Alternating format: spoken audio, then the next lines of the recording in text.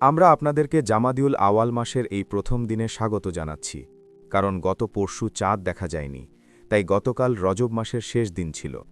আজ থেকে নতুন মাস শুরু হচ্ছে, তাই আমার পক্ষ থেকে এবং আমার শ্রদ্ধেয় ভাই কেনের পক্ষ থেকে আপনাদেরকে শান্তির শুভেচ্ছা জানাচ্ছি। শুরুতেই আমরা এই হলের মালিক এবং ব্যবস্থাপককে ধন্যবাদ জানাতে চাই, যারা আমাদের প্রতি অত্যন্ত সদয় হয়েছেন। যেহেতু আমরা আজ গাজা, ইসরায়েল এবং পবিত্র ভূমি নিয়ে কথা বলছি, তাই তারা আমাদের কাছ থেকে কোনো ভাড়া নেননি। আমরা দোয়া করি আল্লাহ যেন তাদের এই উদারতার জন্য উত্তম প্রতিদান দেন। আমরা আপনাদেরকে একটি ছোট রেজিস্ট্রেশন ফি দিতে বলেছিলাম। তার কারণ হল, যারা আমাদের প্রোগ্রাম নষ্ট করার জন্য শুধু রেজিস্টার করে কিন্তু আসে না, তাদের আটকানো। এখন আমাদের বিষয়ে মনোযোগ দিয়ে শুনুন। বিষয়টি হল ইসরায়েলের মহাপরিকল্পনার একটি ইসলামী পরকাল তত্ত্বভিত্তিক ব্যাখ্যা।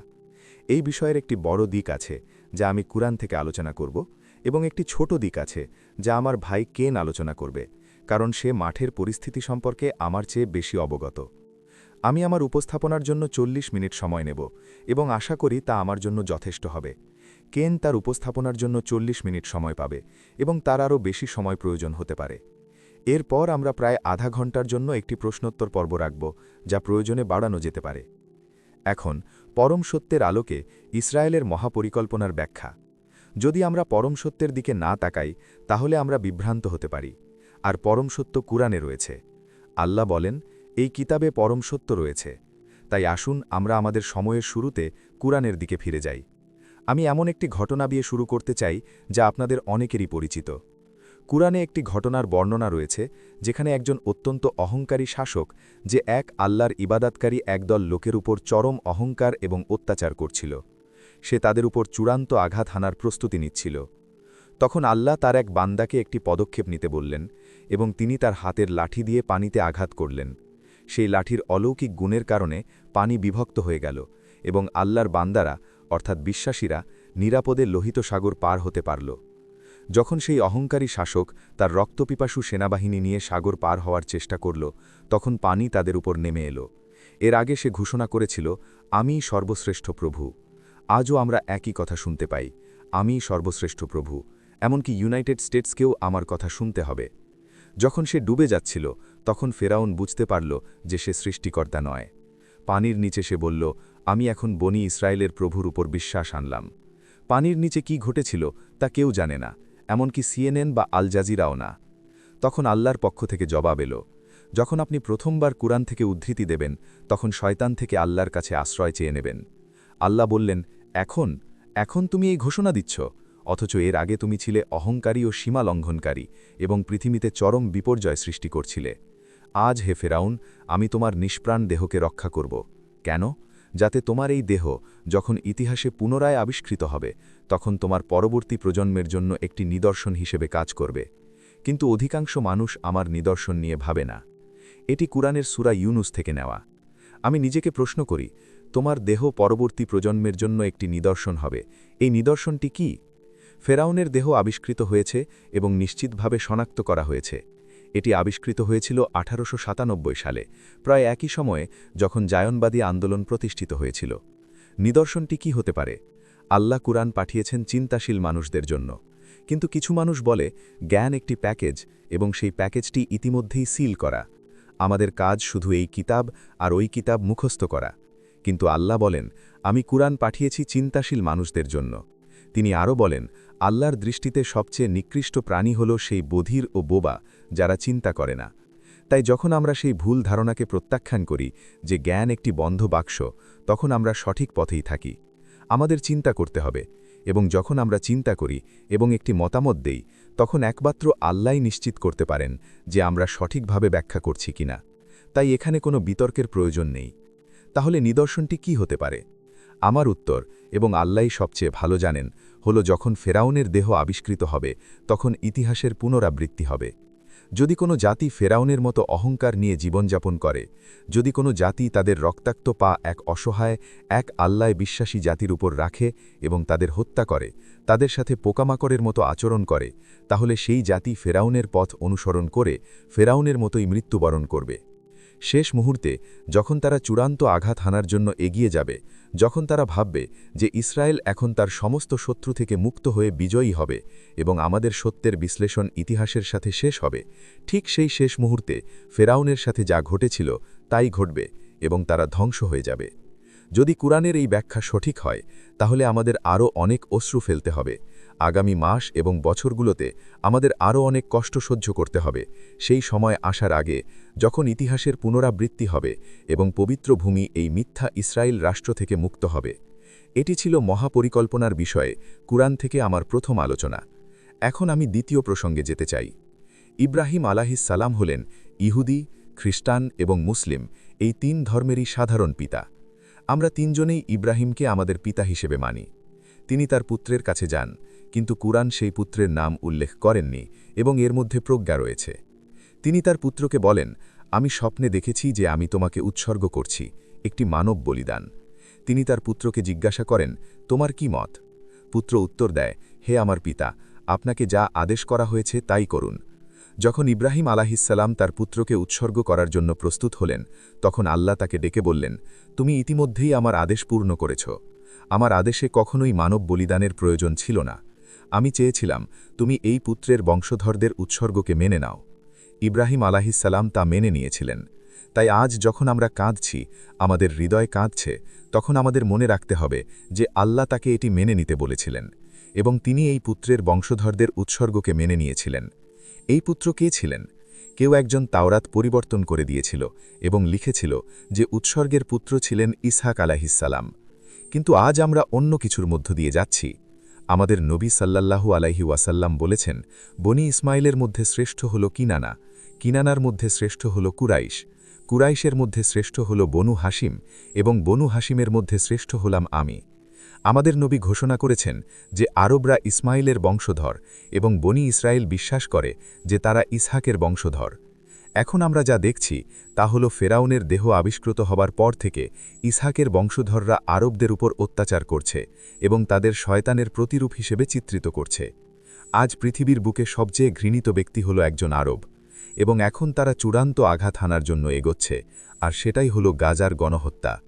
তাই আমরা বলি, গাজায় আমরা যা দেখছি তা হল ইব্রাহিম আলাইহিসসালামের সেই স্বপ্নের পূর্ণতা, আর সেই পুত্র ছিলেন ইসমাইল আলাইহিসসালাম, যাকে উৎসর্গ করার কথা ছিল। এখন আমরা কুরআনের তৃতীয় একটি প্রসঙ্গে আসি। আমি জানি যে আমি কুরআনের এমন একটি ব্যাখ্যা দিচ্ছি যা প্রচলিত ব্যাখ্যার থেকে ভিন্ন। কোরআন বনি ইসরায়েল সম্পর্কে একটি সূরায় কথা বলেছে, যার নাম বনি ইসরায়েল। এই সূরার শুরুতেই আল্লাহ বলেন যে এটি নির্ধারিত ছিল যে বনি ইসরায়েল পৃথিবীতে দুইবার ফাসাদ বা বিপর্যয় সৃষ্টি করবে। ফাসাদ এমন একটি ভয়ঙ্কর জিনিস যা সব কিছুকে ধ্বংস করে দিতে পারে, যেমন ক্যাশলেস মানি বা ভার্চুয়াল মানি। বনি ইসরায়েলের দুটি ফাসাদের সময়কাল কোরআন নাজিল হওয়ার আগেই ঘটে গিয়েছিল। প্রথমবার ঘটেছিল সুলেমান আলাইহিসসালামের মৃত্যুর পর। তারা তাওরাতকে বিকৃত করেছিল। তাওরাতে সুদ দেওয়া এবং নেওয়া নিষিদ্ধ ছিল। তারা তাওরাতকে নতুন করে লিখেছিল যে একজন ইসরায়েলি অন্য ইসরায়েলিকে সুদে টাকা দিতে পারবে না, কিন্তু বাকি বিশ্বকে সুদে টাকা দিতে পারবে। এর মানে হল, নিজের ভাইকে ঠকিও না, কিন্তু বাকি বিশ্বকে ঠকাতে পারো, কারণ তারা তো পোকামাকড়ের মতো। আমি জানি আমার ভাষা আজ খুব কঠোর এবং এই লেকচারটি ইন্টারনেটে গেলে একটি ঝড় উঠবে, কিন্তু সত্য প্রক্লেম করার সময় এসে গেছে, পরিণতির কথা না ভেবেই। যখন তারা তাওরাতকে বিকৃত করল, আল্লাহ তাদের পবিত্র ভূমি থেকে বিতাড়িত করলেন এবং তারা ব্যাবিলনের দাস হিসেবে নিত হল। এটি ছিল প্রথম ফাসাদ। এরপর আল্লাহ তাদের পবিত্র ভূমিতে ফিরে আসার অনুমতি দিলেন, কিন্তু তখন সেখানে রোমান শাসন ছিল। তারা আবারও ফাসাদে লিপ্ত হল, যার একটি ছিল যিশু বা ঈসা আলাইহিসসালামকে নিয়ে তাদের আচরণ। তিনি তাদের ওপর এতটাই ক্রুদ্ধ হয়েছিলেন যে তিনি তাদের টেবিল উল্টে দিয়েছিলেন এবং মন্দির থেকে তাড়িয়ে দিয়েছিলেন। তিনি বলেছিলেন, তোমরা আল্লাহর ঘরকে চোরের আস্তানায় পরিণত করেছ। এরপর আল্লাহ আবারও তাদের পবিত্র ভূমি থেকে বিতাড়িত করলেন। সুতরাং দুটি ফাসাদের সময়কাল কোরআন নাজিল হওয়ার আগেই শেষ হয়ে গিয়েছিল। কিন্তু এখন আমরা তৃতীয় একটি ফাসাদের মধ্য দিয়ে যাচ্ছি, যা প্রথম দুটি থেকেও ভয়ঙ্কর। তাহলে কোরআন কেন দুবার বলল, যখন বাস্তবে তিনটি ঘটছে? এই প্রশ্ন নিয়ে আমি আমার জীবনের বেশিরভাগ সময় লড়াই করেছি। কিন্তু কখনো কখনো সত্য আপনার চোখের সামনেই থাকে, কিন্তু আপনি তা দেখতে পান না, যতক্ষণ না আল্লাহ আপনার চোখ খুলে দেন। আমার সাথে তাই হয়েছে। কোরআন দুবার বলার কারণ হল, এই তৃতীয়বার যারা ক্ষমতায় আছে তারা বনি ইসরায়েল নয়। গাজার গণহত্যার সিদ্ধান্ত গ্রহণকারীরা বনি ইসরায়েল নয়। তাহলে তারা কারা? আধুনিক পশ্চিমা বিশ্বে যারা ক্ষমতা নিয়ন্ত্রণ করে তারাই আজ ইসরায়েলে ক্ষমতা নিয়ন্ত্রণ করে, এবং বনি ইসরায়েলের সাথে তাদের কোনো বংশগত সম্পর্ক নেই, বরং আরবদের সাথে বনি ইসরায়েলের বংশগত সম্পর্ক এদের চেয়ে অনেক বেশি। ইসরায়েলের বর্তমান শাসক নেতানিয়াহু পোল্যান্ড থেকে এসেছেন। তাহলে এই ইউরোপীয় মানুষগুলো কারা যারা ইসরায়েল শাসন করছে কিন্তু তারা বনি ইসরায়েল নয়? হ্যাঁ, তারা বলে তারা ইহুদি, কিন্তু তারা ইসরায়েলি নয়। কোরআন আমাদের ইয়াজুজ ও মাজুজ সম্পর্কে বলে। যখন আল্লাহ একটি জনপদকে ধ্বংস করে দিয়েছিলেন এবং তাদের অত্যুধে বিতাড়িত করে দিয়েছিলেন এবং তাদের ওপর নিষেধাজ্ঞা জারি করেছিলেন যে তারা আর কখনও সেই জনপদে ফিরে আসতে পারবে না যতক্ষণ না ইয়াজুজ ও মাজুজকে মুক্ত করা হয়, এবং তখন তারা সারা বিশ্বে ছড়িয়ে পড়বে এবং তাদের অপ্রতিরোধ্য শক্তি দিয়ে বিশ্বের ক্ষমতা দখল করবে। ইতিহাসে এটি মাত্র একবার ঘটবে। এই লোকেরা বিশ্বের মঞ্চে আগে কখনো ছিল না, কিন্তু হঠাৎ করে তারা বিশ্বের ক্ষমতা দখল করবে। তারা হবে এক নিষ্ঠুর এবং অহংকারী জাতি যারা অত্যাচার এবং প্রতারণায় অত্যন্ত দক্ষ। তারা সারা বিশ্বে ছড়িয়ে পড়বে, এমনকি ভারতেও, এবং তারপর তারা সেই লোকদের সেই জনপদে ফিরিয়ে আনবে তাদের নিজেদের বলে দাবি করার জন্য।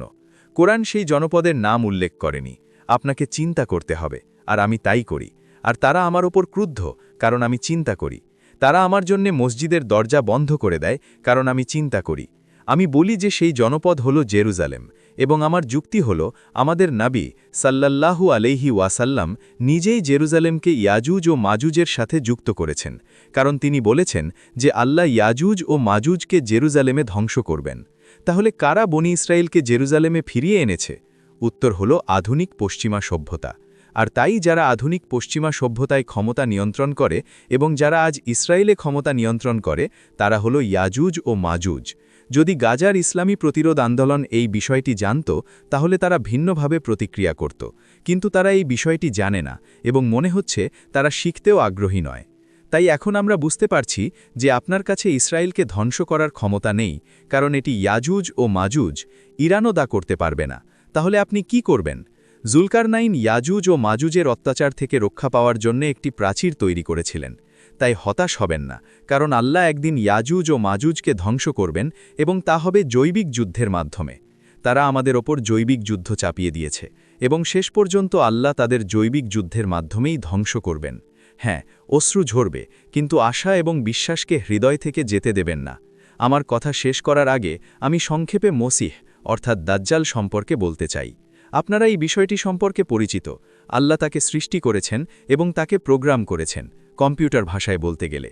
তাকে প্রোগ্রাম করা হয়েছে সত্য মসিহকে অনুকরণ করার জন্য।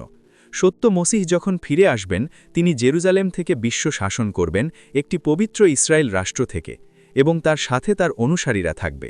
কোরআনে আল্লাহ মসিহ ঈসা আলাইহিসসালামের অনুসারীদের সম্পর্কে বলেন, আমি তাদের উত্থান ঘটাব। যারা ঈসাকে অনুসরণ করে, আমি ঈসাকে অনুসরণ করি না, আমি মোহাম্মদ সাল্লাল্লাহু আলাইহি ওয়াসাল্লামকে অনুসরণ করি। আমি কাবার দিকে মুখ করে প্রার্থনা করি। আমি জানি অন্যরা ওয়াশিংটনের দিকে প্রার্থনা করে, কিন্তু তারা জেরুজালেমের দিকে প্রার্থনা করে। তাই আমরা দুটি ভিন্ন সম্প্রদায়। আমি রমজানে রোজা রাখি, আমার রোজা ভোরে শুরু হয় এবং সূর্যাস্তে শেষ হয়, কিন্তু তাদের রোজার নিয়ম ভিন্ন। আমরা দুটি ভিন্ন সম্প্রদায়। আল্লাহ বলেন, আমি তাদের যারা ঈসাকে অনুসরণ করে তাদের ওপর প্রাধান্য দেব যারা তাকে প্রত্যাখ্যান করেছে, আর আজ যারা তাকে প্রত্যাখ্যান করেছে তাদের ইহুদি বলা হয়। আজ ইহুদিরা জায়নবাদী খ্রিস্টানদের সাথে জোটবদ্ধ, এবং তারাই বিশ্বকে ন্যাটো দিয়েছে, যা মার্কিন যুক্তরাষ্ট্র দ্বারা নিয়ন্ত্রিত বিশ্বের অন্যতম পরাশক্তি। সুতরাং আল্লাহ একটি খ্রিস্টান জাতিকে ন্যাটোর ওপর প্রাধান্য দেবেন, এবং কোরআন বলছে যে যখন তারা সেই প্রাধান্যের অবস্থানে পৌঁছাবে তখন তারা বিশ্বের শেষ পর্যন্ত সেই অবস্থানে থাকবে। রাজনৈতিক বিজ্ঞানে বিশ্ববিদ্যালয়গুলোতে অন্য কিছু শেখানো হতে পারে, কিন্তু এটিই হলো পরম সত্য। সুতরাং এই হলো সেই মসিহ যিনি আসবেন। যদি একজন মিথ্যা মসিহকে তাকে অনুকরণ করতে হয় তাহলে সেই মিথ্যা মসিহকেও বিশ্বের শাসক রাষ্ট্র হতে হবে, এবং এই জন্যই ব্রিটিশ সেনাবাহিনী জেরুজালেমকে মুক্ত করেছিল, এবং তারপর ব্রিটেন ইসরায়েল রাষ্ট্রের জন্ম দিয়েছিল, এবং পশ্চিমা বিশ্ব ইসরায়েলের প্রতি এত গভীরভাবে সংযুক্ত ছিল শিশুটিকে খাওয়ানো, রক্ষা করা, অস্ত্র দেওয়া, যতক্ষণ না শিশুটি প্রাপ্তবয়স্ক হয়। এবং শিশুটি এখন এতটাই শক্তিশালী যে একজন ইসরায়েলি প্রধানমন্ত্রী বলতে পারেন, আমরা মার্কিন যুক্তরাষ্ট্রকে নিয়ন্ত্রণ করি। সুতরাং এখন আমরা ইতিহাসের এমন এক পর্যায়ে চলে গেছি যা ব্যাখ্যা করার জন্য আমাকে শেষবারের মতো কোরআনের দিকে ফিরতে হবে। কোরআনে আল্লাহ একটি ছায়ার কথা বলেন। ছায়া কি? ছায়া হলো এমন কিছু যা একজন ব্যক্তির সাথে সংযুক্ত। আল্লাহ বলেন, এগিয়ে যাও একটি 3 অংশ বিশিষ্ট ছায়ার দিকে। আপনাকে এটি ব্যাখ্যা করতে হবে। এই ছায়া কার? আল্লাহই ভালো জানেন। এটি দাজ্জালের ছায়া। সুতরাং দাজ্জালের একটি ট্রেডমার্ক আছে, তার পদচ্ছিন্ন 3টি অংশে আসে। আমরা 20-22 বছর আগে বলেছিলাম, ছায়ার প্রথম অংশে বিশ্ব প্যাক্স ব্রিটানিকা নামক ভয়ঙ্করতা অনুভব করেছে। ছায়ার দ্বিতীয় অংশে বিশ্ব প্যাক্স আমেরিকা নামক আরও বড় ভয়ঙ্করতা অনুভব করেছে। এবং এখন ছায়ার তৃতীয় অংশটি আবির্ভূত হচ্ছে, এবং তা হল প্যাক্স জুডাইকা। ইসরায়েলকে তার শক্তি প্রদর্শন করতে হবে। ইসরায়েল বিশ্বের শাসক রাষ্ট্র হতে পারে না যখন ইসরায়েলের ভিতরে এবং আশপাশে ইসরায়েলের প্রতি বিদ্বেষী লোক বাস করে। সুতরাং গত নভেম্বর থেকে ইসরায়েলি সরকার এবং সশস্ত্র বাহিনীর আচরণ ব্যাখ্যা করে যে তারা এখন ইসরায়েলের ভিতরে এবং চারপাশের এলাকা পরিষ্কার করার চেষ্টা করছে। যদি তোমরা এই ভূমিতে বাস করতে চাও, তাহলে তোমাদের আমাদের সামনে মাথা নত করতে হবে এবং আমাদের দাস হিসেবে থাকতে হবে। অন্যথায় আমরা তোমাদের ধ্বংস করে মরুভূমিতে ফেলে দেব এবং তোমাদের উপর বোমা ফেলব যতক্ষণ না তোমরা আমাদের কাছে আত্মসমর্পণ করতে শেখো এবং আমাদের দাস হও, যেমন আমরা একসময় ফেরাউনের দাস ছিলাম। এটুকুই আমার বলার ছিল। আমি আমার 40 মিনিট শেষ করেছি।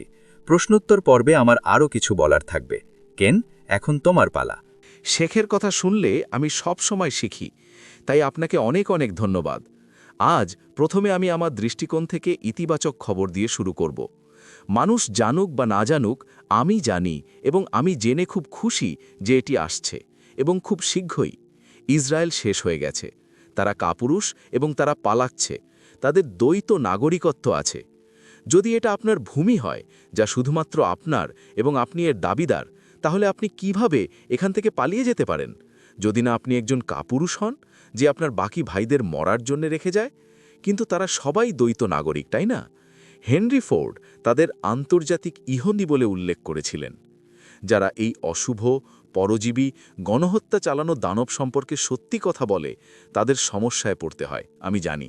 আমি এখানে থাকার একমাত্র কারণ হল আল্লাহর প্রশংসা, যারা আমার কাজকে মূল্য দেয় তাদের জন্যে। শুধুমাত্র আল্লাহর দেওয়া উপহারের কারণেই আমার মধ্যে সেই গুণাবলী, ক্ষমতা, শক্তি, সাহস এবং নির্ভীকতা রয়েছে, যা দিয়ে আমি আমার কাজ করি। আমি কেবল একজন প্রভুর কাছে জবাবদিহি করি, আর কারো কাছে নয়। আমি যিশুকে অনেক ভালোবাসি এবং আমি তার মাকে একজন নিষ্পাপ কুমারী হিসাবে স্বীকার করি। ইসলাম যা তার সম্পর্কে দেখে, আমিও তাই দেখি। ইসরায়েল এই বিশ্বের উপর দিয়ে দাপিয়ে বেড়াচ্ছে এবং পশ্চিমের সেই ছোট্ট শিশুটিকে আদর যত্ন করে সুরক্ষা দিয়ে এবং অস্ত্র দিয়ে বড় করা হয়েছে। এখন এটি একটি প্রাপ্তবয়স্ক দানব এবং আমরা তা দেখছি। বিশ্বের বেশিরভাগ মানুষের কাছে মুখোশ খুলে গেছে। এখন ইসরায়েলের আত্মরক্ষার অধিকার আছে। এই পুরনো মন্ত্রটি পুনরাবৃত্তি করা কঠিন, কিন্তু মজার ব্যাপার হলো, আমাদের প্রতিনিধিরা কি আমাদের প্রতিনিধিত্ব করে না? আমরা কি তাদের কর দিই না? পশ্চিমের তৈরি এই ইহুদি শিশুটি তার শেষ দিনগুলোতে আছে। আমি জানি অহংকার একটি দুর্বলতা। শেখও অহংকারের কথা বলেছেন। সাধারণত যখন আপনি একটি গণহত্যা চালান, তখন আপনি খুব অহংকারী হন। আমি একটি বইয়ের সুপারিশ করছি, সেন্ট্রাল ব্যাংকিংয়ের ইতিহাস এবং মানবজাতির দাসত্ব। এটি আমাদের সাপের মাথার কাছে নিয়ে যায়, যা হলো টাকা। অনেকে বলে টাকা সব অশুভের মূল, কিন্তু তা সত্য নয়। টাকা মানবজাতির সেবক হতে পারে, কিন্তু যখন আপনি জাল টাকা, সুদের ওপর ভিত্তি করা টাকা, চক্রবৃদ্ধি সুদের টাকার ব্যবস্থা নিয়ে আসেন, তখন সমস্যা হয়। কারা মিডিয়া নিয়ন্ত্রণ করে? কারা হলিউড নিয়ন্ত্রণ করে? কারা সেই রাজনীতিবিদদের নিয়ন্ত্রণ করে যারা আমাদের প্রতিনিধিত্ব করার কথা? আর এটা আমাদের সম্পর্কে কি বলে যদি আমরা কর দিই এবং ভোট দিই? আমি আমার 55 বছরের জীবনে কতবার ভোট দিয়েছি বলে আপনারা মনে করেন? একটি বড় শূন্য। কেন? অগ্রাহ্য কখন গ্রহণযোগ্য হয়ে গেল? আমরা কেন দুটি মন্দের মধ্যে কম মন্দচে বেছে নিলাম? এটা কিভাবে কারোর জন্য কাজ করেছে? আপনি কি কখনো এটা নিয়ে ভালো অনুভব করেছেন?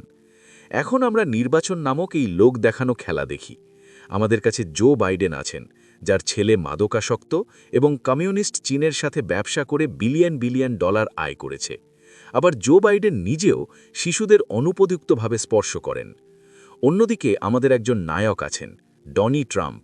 আমি কেন জানি যে ডনি ট্রাম্প জেফ্রি এপস্টাইনের সেরা বন্ধু ছিলেন? কেন সবাই এটা জানে না? আর জেফ্রি এপস্টাইনকে? সে এই খেলার একটি ছোট খেলোয়াড়, সে কিছুই না। তার পিছনে কে আছে? তার নাম লেস ওয়েক্সনার। সে খাদ্য শৃঙ্খলের আরও ওপরে। কতদিন ধরে এই দুর্নীতিগ্রস্ত তথাকথিত প্রতিনিধি এবং আমাদের তথাকথিত গণতন্ত্রের খেলা চলছে? জো বাইডেনকে উদ্ধৃত করি, জায়োনিস্ট হওয়ার জন্যে আপনাকে ইহুদি হতে হবে না। আর এই মানুষটি কে? Cyrus Scofield. কিভাবে কোনো আত্মসম্মান বোধ সম্পন্ন খ্রিস্টান খ্রিস্টধর্মের এই বিকৃতিকে মেনে নিল, যা নিজেকে একটি দানব রাষ্ট্রের সাথে যুক্ত করে, যে রাষ্ট্র আপনাকে নির্যাতন করবে, আপনার ওপর থুতু ফেলবে, আপনাকে হত্যা করবে এবং বলে যে আপনার ত্রাণকর্তা নরকে ফুটন্ত আবর্জনার মধ্যে আছেন? এটা কিভাবে সম্ভব? আল্লাহ কি আমাদের মস্তিষ্ক দেননি? শেখ আজ এ নিয়ে বেশি কিছু বলেননি, কিন্তু যদি আল্লাহ আমাদের মস্তিষ্ক দেন এবং আমরা কোনো কারণে, আমিও নিজে সবার মতোই বোকা ছিলাম, আমি মেরিন করে যোগ দিয়েছিলাম, আমি ব্যাংকস্টারদের জন্য একজন ভাড়াটে সৈনিক ছিলাম, আমি একজন বোকা ছিলাম। নম্রতা একটি বড় ব্যাপার, এটি খুব গুরুত্বপূর্ণ। আমি মনে করি আমাদের সবাইকে কোনো না কোনো মাত্রায় স্বীকার করতে হবে যে আমরা প্রতারিত হয়েছি। গণহত্যার জন্য কর প্রদান। আপনি কি মনে করেন, যখন আমরা আমাদের স্রষ্টার সাথে মিলিত যাব, তখন আল্লাহ এটা কিভাবে দেখবেন? আপনি কি মনে করেন, যখন আমরা বলবো কিন্তু আমি জানতাম না, তখন কি হবে? আমার মনে হয় না অজ্ঞতা কোনো প্রতিরক্ষা হবে। আমাদের প্রায়শ্চিত্ত করতে হবে, আমার সহ আমাদের সবাইকে। আমরা এখন গণহত্যার জন্য অর্থ প্রদান করছি। গাজায় কি ঘটছে তার সংক্ষিপ্ত ভার্সন হল, আমার পরিবার গাজায় আছে, আমি তাদের সাথে যোগাযোগ রাখি। আমি মাত্র $500 মতো পাঠিয়েছিলাম। আমি তাদের সাহায্য করার চেষ্টা করছিলাম। আমি 16 বছর আগে যে পরিবারের সাথে দেখা করেছিলাম, তাদের একজন আমাকে পিতৃসম্বলীয় মনে করে। সে একজন আশ্চর্যজনক যুবক। সে আমাকে 1 বছর আগে জিজ্ঞাসা করেছিল যে আমি তাকে একটি ভালো মানের ক্যামেরা কেনার জন্য যথেষ্ট টাকা পাঠাতে পারবো কিনা, যাতে সে একজন সাংবাদিক হতে পারে। আমার কাছে টাকা ছিল না, আমি বেশিরভাগ সময়ই দরিদ্র ছিলাম। আমি 10 বছরে 3 বার আমার সব কিছু হারিয়েছি, কারাবাস করেছি, নির্যাতিত হয়েছি। এটাই মূল্য দিতে হয়।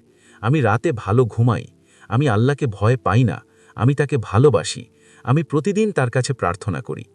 আমি টাকা পাঠাতে পারিনি, কিন্তু হয়তো এটাই আল্লাহর বলার উপায় ছিল যে না, কারণ যদি আমি তাকে সেই ক্যামেরা পাঠাতাম এবং সে একজন সাংবাদিক হতে পারত, তাহলে গাজায় সাংবাদিকদের সাথে যা হতো তাতে সে সম্ভবত মারা যেত। পরিবর্তে সে শুধু গৃহহীন এবং ক্ষুধার্ত, এবং তার পরিবার ঠান্ডায় কাঁপছে। সে জীবন্ত পুড়ে যাওয়া দেহের সাক্ষী ছিল। একটি ফিল্ড হাসপাতালে তার হাতে আইভি লাগানো একজন যুবকের জীবন্ত পুড়ে যাওয়ার দৃশ্য সে দেখেছে।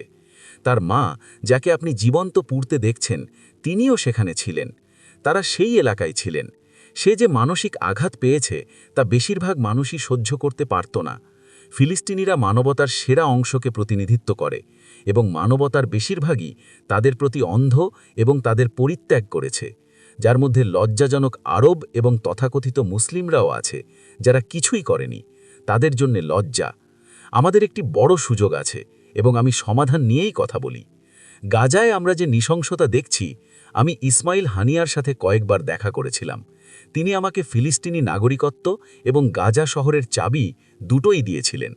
মজার ব্যাপার হলো, ডোনাল্ড ট্রাম্প নেতানিয়াহুকে হোয়াইট হাউসের চাবি দিয়েছিলেন।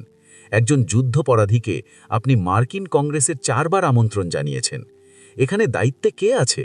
কিভাবে এই ছোট্ট ইহুদি রাষ্ট্রটি আমাদের সমস্ত তথাকথিত প্রতিনিধিদের কথা বলার বিষয় ঠিক করে দেয়? আমরা কি প্রতিবাদে গিয়ে এবং পিটিশনে স্বাক্ষর করে যথেষ্ট করেছি? আমরা কি আমাদের দায়িত্ব পালন করেছি? না, আমরা করিনি। সর্বত্র ক্ষেত্রে আমরা ন্যূনতম কাজটুকু করেছি। কিন্তু ইতিবাচক দিক হল, আমি গতকাল একটি গ্রুপের সাথে একটি মিটিং করেছি, যা একটি আন্দোলনের অংশ, যার নাম যুদ্ধকে ইতিহাস বানাও। আমি এটি ব্যাখ্যা করতে চাই, কারণ এখানে একটি সমাধান আছে। আইন সম্পর্কে কিছু বলি। সংসদের আইন আইন নয়। এই ভূমির আইন, যা ব্রিটিশরা গর্ব করতে পারে, ম্যাগনা কার্টা, সাধারণ আইন, বিল অফ রাইটস, এর ওপর ভিত্তি করে। বেশিরভাগ ব্রিটিশ মানুষই তাদের সংবিধান সম্পর্কে কিছুই জানে না। ম্যাগনা কার্টা আনা হয়েছিল কারণ এটা জানা ছিল যে সুদ অগ্রহণযোগ্য। আমি আবার সেই কথায় ফিরে আসি। অগ্রহণযোগ্য কখন গ্রহণযোগ্য হল? মুসলিমরা কখন ইসলামের সাথে সম্পূর্ণ অগ্রহণযোগ্য কিছু মেনে নিল? কতগুলি মসজিদ এবং ইমাম এ বিষয়ে কথা বলছে? খ্রিস্টান হিসাবে আমরা কিভাবে সুদের অগ্রহণযোগ্যতা মেনে নিলাম? আমরা কিভাবে যিশুর শিক্ষা ভুলে গেলাম, যিনি শুধু টেবিল উল্টে দেননি, বরং চাবুক দিয়ে তাদের মেরেছিলেন? তিনি অন্য গাল পেতে দেননি, তিনি একজন যোদ্ধা ছিলেন। যুদ্ধকে ইতিহাস বানাও। আমরা যা করতে পারি সেটা হলো আইন অনুযায়ী আমাদের প্রতিনিধিরা, আপনি ভোট দিন বা না দিন, তারা আইনগতভাবে আপনার প্রতিনিধিত্ব করেন। তারা বিভিন্ন চুক্তিতে আবদ্ধ, যার মধ্যে নির্যাতন, গণহত্যা, শিশুদের দাসত্বের বিরুদ্ধে চুক্তি আছে, জেনেভা কনভেনশন, যুদ্ধের নিয়ম। আপনি সামরিক নাগরিকদের হত্যা করতে পারবেন না। যখন আমরা কর দিই এবং সেই কর গণহত্যায় ব্যবহৃত হয়, অস্ত্র সরবরাহে ব্যবহৃত হয়, তাহলে আমরা কি হই? আমরা এই সব অপরাধের আর্থিক সহায়ক হই। সুতরাং যুদ্ধকে হিস্ট্রি বানাও। আমরা যা করতে যাচ্ছি তা হলো আমরা সেই সমস্ত কর একটি ট্রাস্টে রাখব। সেই ট্রাস্ট আমাদের সমস্ত কর ধারণ করবে। তাই যে অর্থ তারা এই অপরাধগুলো করার জন্য পাচ্ছিল তা আর তাদের কাছে যাবে না, এটি ট্রাস্টে যাবে। এবং তারপর আমরা আমাদের প্রতিনিধিদের নোটিশ দেব। আমরা স্পষ্ট করে বলবো, এই দেশের নাগরিক হিসেবে আমাদের একটি ইতিবাচক দায়িত্ব আছে। আমরা বিশ্বাস করি যে আমরা এই অপরাধগুলোর সহায়তাকারী হয়ে উঠেছি। তাই যে অর্থ আমরা আপনাদের দিচ্ছিলাম তা এই ট্রাস্টে যাচ্ছে। আমরা এখন আপনাদের কাছ থেকে নিশ্চয়তা চাই যে ইসরায়েলের সাথে আর কোনো বাণিজ্য হবে না, কোনো রাজনৈতিক সমর্থন থাকবে না।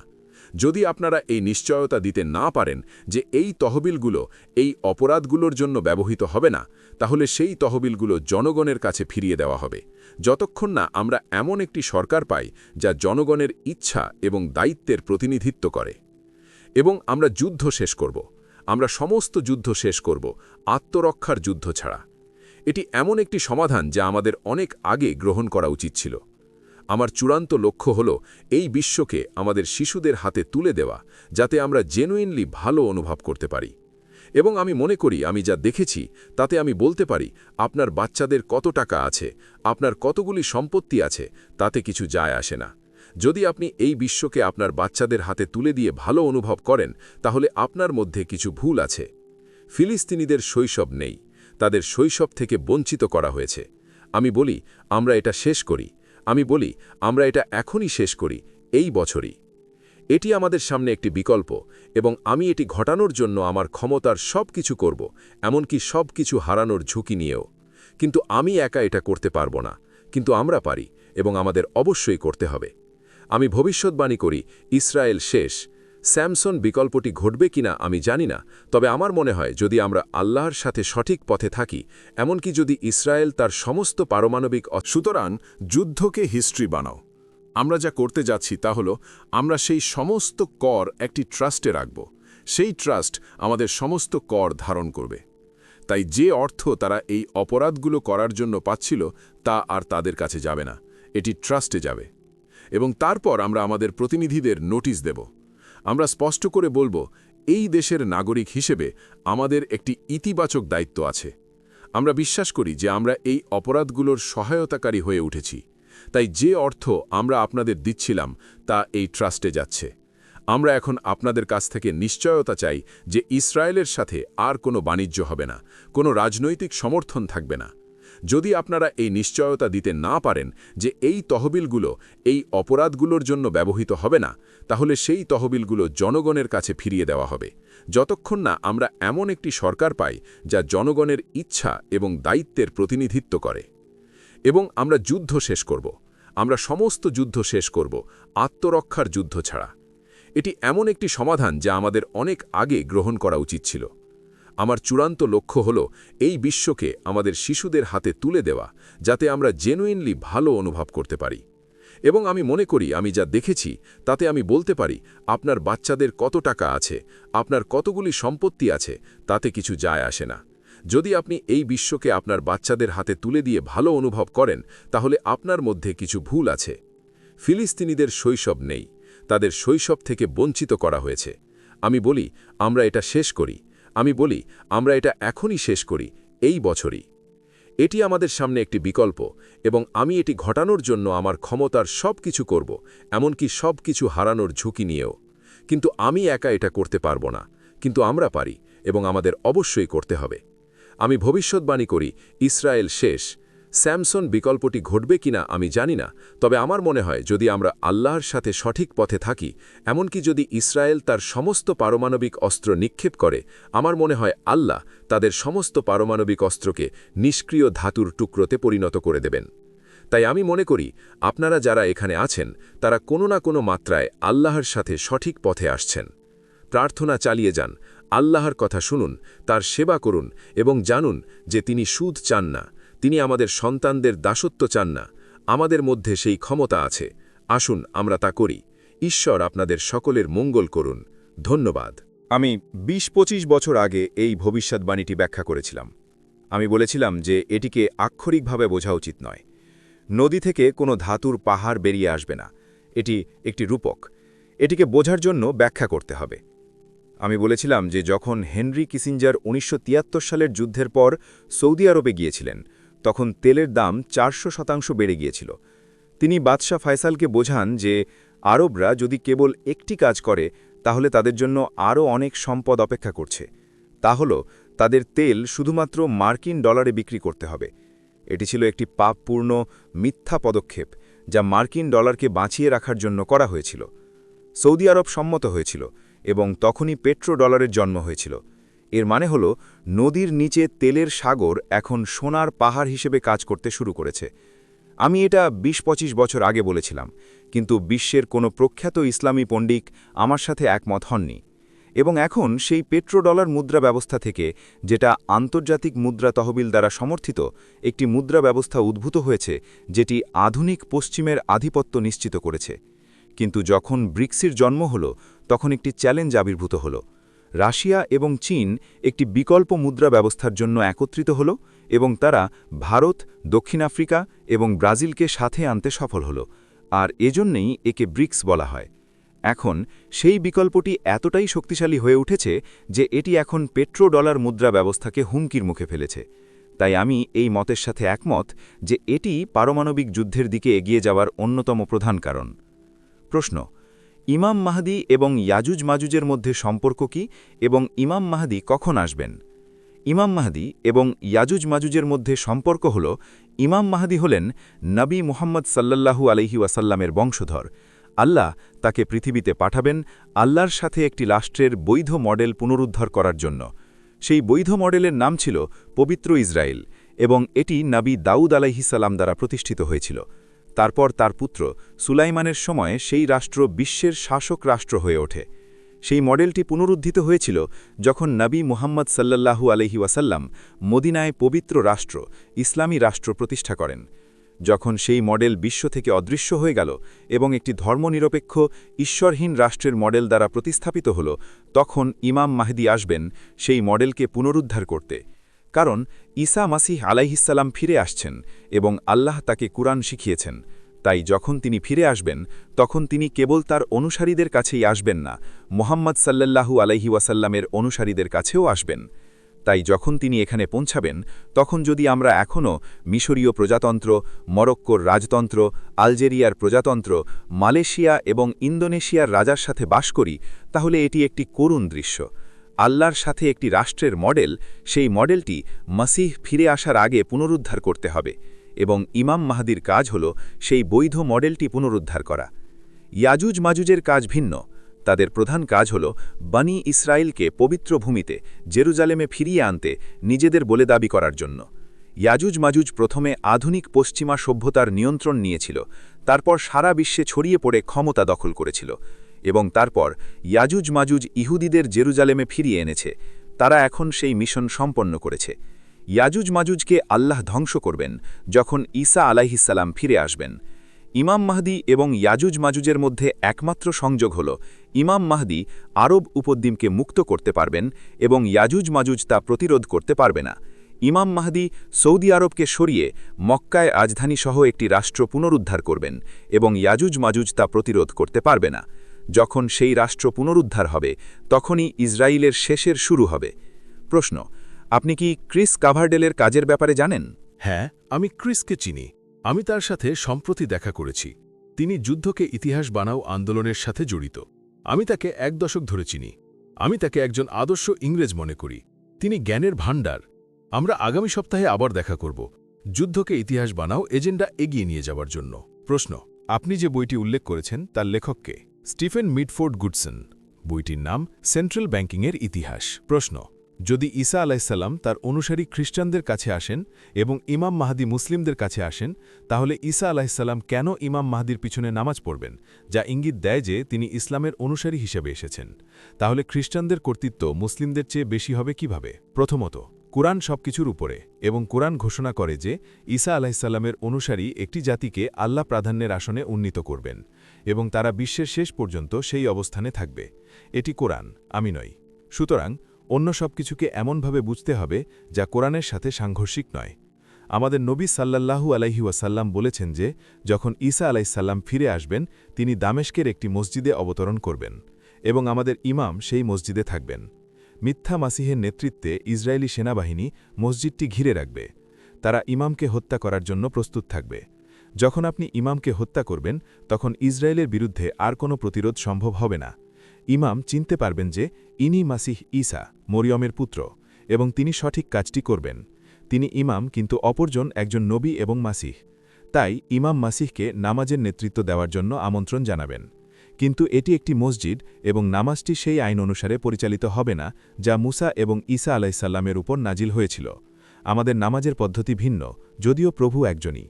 যখন ইমাম তাকে নামাজের নেতৃত্ব দেওয়ার জন্য আমন্ত্রণ জানাবেন, তখন আমাদের শরীয়ত অনুসারে নবীলি নামাজের নেতৃত্ব দেওয়া উচিত। তাহলে তিনি কেন প্রত্যাখ্যান করবেন? কেন তিনি বলবেন যে লোকেরা আপনাকে তাদের ইমাম নিযুক্ত করেছে, আপনিই নামাজের নেতৃত্ব দিন এবং তিনি পিছনে নামাজ পড়বেন? উত্তর হল, আপনাকে চিন্তা করতে শিখতে হবে। যদি মাসিহ আমন্ত্রণ গ্রহণ করতেন এবং নামাজের নেতৃত্ব দিতেন, তাহলে তিনি আল্লাহর আদেশের সাথে সংঘাতে জড়িয়ে যেতেন। কারণ আল্লাহর আদেশ অনুসারে তিনি সমস্ত মানবজাতির জন্য প্রেরিত নবী নন, তিনি বনি ইসরায়েলের জন্য প্রেরিত।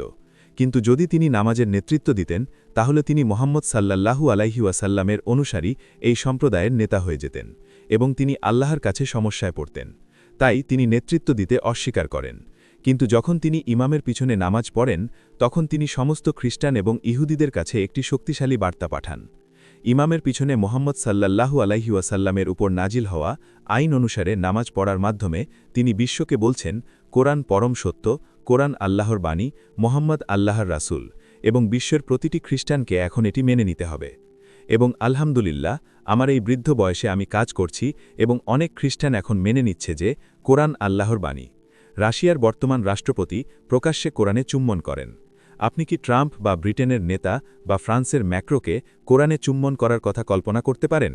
কিন্তু পুতিন কোরআনে চুম্বন করেন। প্রশ্ন, যুদ্ধাপরাধ সম্পর্কে কথা বলে আপনি কি অন্য প্রবীণ সেনাদের উপর প্রভাব ফেলছেন? হ্যাঁ, আরও বেশি সংখ্যক মেরিন আমার সাথে যোগাযোগ করছে। আমি আমার মেরিনের অভিজ্ঞতার জন্য কৃতজ্ঞ। আমি কাউকে হত্যা করিনি। আমি কুয়েত মুক্ত করার জন্য পদক পেয়েছিলাম। আমার এক প্রিয় ভাই মার্কাস, তার দুটো পাই ল্যান্ডমাইনে উড়ে গিয়েছিল।